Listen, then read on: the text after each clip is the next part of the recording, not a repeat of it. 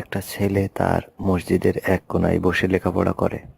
হঠাৎ একদিন রাতে একটা মেয়ে এসে বলে, দেখেন বাইরে ডাকাতি হচ্ছে, আমায় একটু থাকতে দিন, ডাকাতি থেমে গেলে আমি চলে যাব।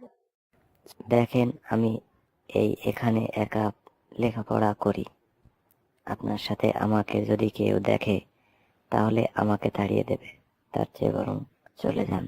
আমি এখন চলে গেলে আমার সম্মান হারাতে হবে, কিন্তু এখানে থাকলে আমার হয়তো কোনো ক্ষতি হবে না। চলেন আপনাকে এগিয়ে দিয়ে আসি। ছেলেটি অনেক ভেবে মেয়েটিকে থাকতে দেয়। ডাকাতদের মারামারির পর চলেন আপনাকে এগিয়ে দিয়ে আসি। এত রাতে এত রাতে আমি যাব না, আমি সকাল হলেই চলে যাব। আপনার সাথে কেউ দেখলে আমার ক্ষতি হবে। মেয়েটি কিছুতেই যেতে রাজি হলো না।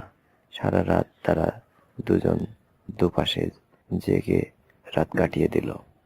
কিন্তু মেয়েটি খেয়াল করে দেখল ছেলেটি একটু পর আগুনে হাত পোড়াচ্ছে আর যন্ত্রণায় ছটফট করছে। কিছুক্ষণ পর সে একই ঘটনার পুনরাবৃত্তি করছে। আজান দেওয়ার আগে চলেন, আর থাকা যাবে না, আপনাকে পৌঁছে দিয়ে আসি। যাব, তার আগে বলেন, একটু পর পর আপনি আগুনে হাত পোড়াচ্ছিলেন কেন? এটা আমার ব্যক্তিগত ব্যাপার। না বললে যাব না।